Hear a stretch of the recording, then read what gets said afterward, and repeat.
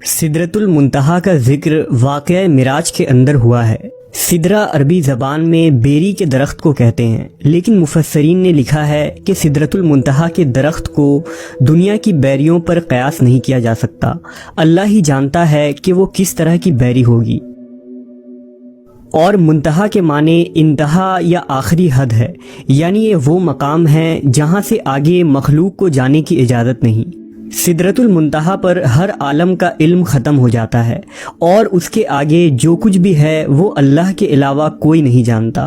رسول اللہ صلی اللہ علیہ وسلم کے علاوہ کوئی بھی اس مقام کے آگے نہیں گیا۔ روایتوں سے پتہ چلتا ہے کہ سدرۃ المنتہا کے درخت کی جڑ چھٹے آسمان میں اور پھیلاؤ 7ویں آسمان میں ہے۔ معراج کی رات میں جب نبی کریم محمد صلی اللہ علیہ وسلم کو حضرت جبرائیل آسمان پر لے گئے اور اللہ کے حکم سے ایک کے بعد دوسرے آسمان کی سیر کرتے ہوئے جب آپ صلی اللہ علیہ وسلم 7ویں آسمان میں داخل ہونے لگے تو سدرۃ المنتہا کا مقام آیا۔ وہاں ایک عظیم درخت موجود تھا جس کے پھل مقام ہجر کے مٹکے جیسے تھے اور پتے ہاتھی کے کانوں کی طرح تھے۔ ہجر دراصل قوم عاد کی مملکت کا دارالسلطنت تھا، جہاں کے پتھروں اور پکی ہوئی مٹی کی مصنوعات بہت مشہور تھیں۔ 17ویں صدی میں شام، لبنان اور روم کے علاقوں میں سدرہ نامی ایک درخت پایا جاتا تھا۔ دنیا کی بدلتی آب و ہوا اور کلائمیٹ چینجنگ کی وجہ سے سال 1937 میں اس درخت کی نسل ہی ختم ہو گئی۔ مورخین اور ماہر نباتیات نے اس درخت کی اونچائی 150 فٹ اور گولائی 40 فٹ لکھی ہے۔ اس درخت میں ہونے والے پھل بالکل ہجر کے مٹکوں کے مشابہ تھیں۔ اس تاریخی درخت کے جلال اور عظمت کو دیکھ کر انسان حیرت میں ڈوب جاتا ہے، جو اپنے دور کا ایک عظیم اور خوبصورت درخت تھا۔ بائبل مقدس میں بھی اس درخت کا تذکرہ ریز کے نام سے کیا جاتا ہے۔ حضرت سلیمان، حضرت موسیٰ اور عیسیٰ علیہ السلام کے ارشادات میں بھی بڑے ادب کے ساتھ اس درخت کا نام ملتا ہے، جس میں اس کی عظمت بیان کی گئی ہے۔ زبور میں اس درخت کو دا ٹری آف لارڈ یعنی خداوند خدا کا درخت کہا گیا ہے۔ حضرت داؤد اور سلیمان علیہ السلام نے اپنی عبادت گاہیں اور محلات اسی درخت کی لکڑیوں سے بنوائے تھے۔ سدرہ کی لکڑیوں میں اتنی خوشبو اور چمک ہوتی تھی کہ اس سے بنی عبادت گاہیں نہایت ہی معطر اور صاف ستھری رہتی تھی، اور تقریباً 400 سال تک ان پر موسم کا کوئی اثر نہ ہوتا تھا۔ شام و لبنان اور یونان کے علاوہ سدرہ کا یہ درخت ہندوستان کے ہمالیہ سلسلوں میں بھی پایا جاتا تھا، جسے دیودار کہا جاتا تھا۔ اس درخت کو ہندوستان میں دیوتا کا درخت مانا جاتا ہے، اس لیے اس کا نام دیودار ہے۔ جبکہ عرب میں سدرہ کے اس درخت کو عذر کہا جاتا تھا، جسے شجرۃ اللہ کے نام سے یاد کیا جاتا ہے۔ یہ تینوں نسل کی درخت دراصل ایک ہی خاندان سے تعلق رکھتی تھی، اور اسی خاندان میں بیری کا درخت شامل ہے۔ اس لیے اسلام سے قبل عربی کتابوں میں بیری کے درخت کو سدرہ ہی کہا گیا ہے۔ مختصر یہ کہ سدرہ قدیم دور کا ایک اہم اور نایاب درخت تھا، اس لیے قرآن و حدیث میں سدرۃ المنتہا کو دنیا کے اس بیری کے درخت سے تشبیہ دی گئی ہے۔ لیکن سدرۃ المنتہا جو 7ویں آسمان پر موجود ہے، ان دنیاوی بیریوں کے درخت کے جیسا بالکل نہیں۔ حضرت عبداللہ ابن مسعود رضی اللہ تعالیٰ عنہ نے فرمایا کہ سدرۃ المنتہا چھٹے آسمان پر ہے۔ زمین سے اوپر جانے والی چیزیں سدرہ پر آ کر رک جاتی ہیں، پھر انہیں فرشتوں کے ذریعہ وصول کیا جاتا ہے، اور اس طرح اوپر سے نیچے آنے والی چیزیں اس تک آ کر رک جاتی ہیں، پھر انہیں نیچے سے موصول کیا جاتا ہے۔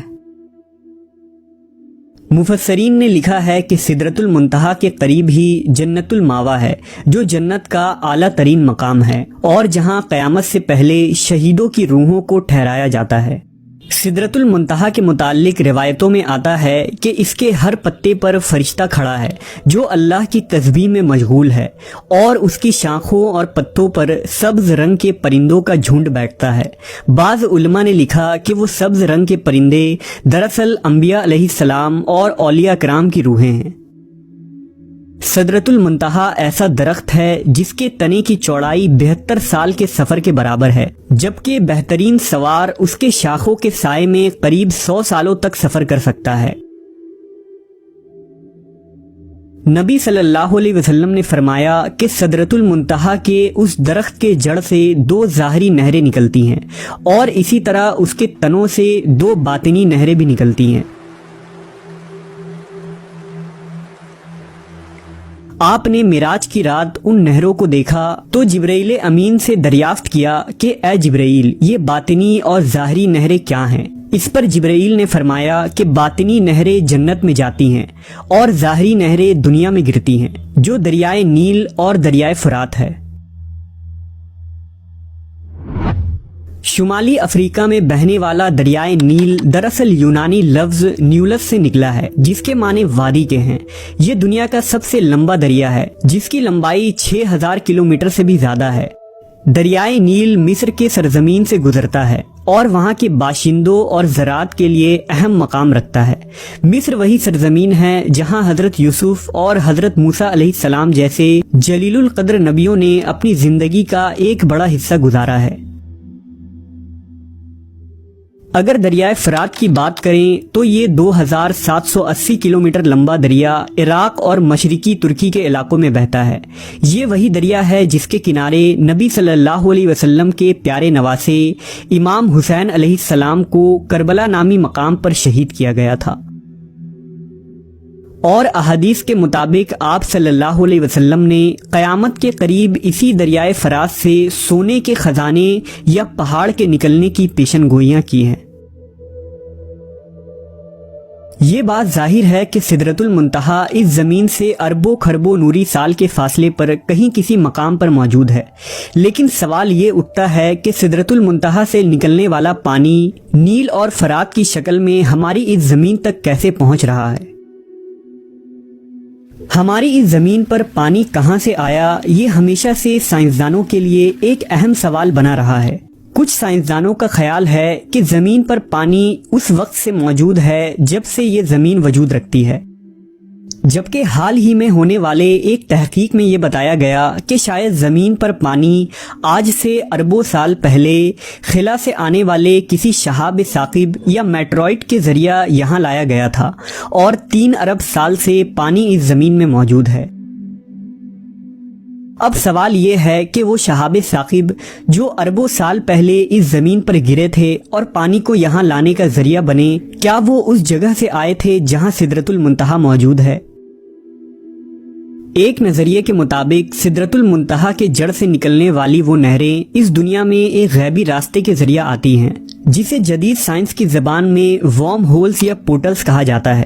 یہ وہ راستہ ہے جس کے ذریعہ ہم لاکھوں اور کروڑوں نوری سال دور کسی جگہ پر ایک مخصوص دروازے کے ذریعہ چند سیکنڈز میں پہنچ سکتے ہیں۔ یوں محسوس ہوتا ہے کہ ان نہروں کو اس دنیا میں لانے کے لیے اللہ کے حکم سے انہی راستوں کا استعمال کیا جاتا ہے۔ قرآن مجید میں ایک سورہ المعارج کے نام سے موجود ہے، جس کے معنی سیڑھیاں یا آسمان پر جانے کا راستہ ہے، یعنی ایسے راستے جو اس زمین کو کسی اور ہی دنیا کے ساتھ کنیکٹ کر رہی ہوں۔ جیسا کہ اللہ نے سورہ معارج میں فرمایا، اللہ کی طرف سے ایسے راستے جنہیں فرشتے اور روحیں استعمال کرتی ہیں تاکہ وہ اوپر کی طرف چڑھ سکیں۔ آخر یہ راستے کون سے راستے ہیں، اور کیا نیل و فرات انہی راستوں سے اس دنیا میں آ کر بہتے ہیں؟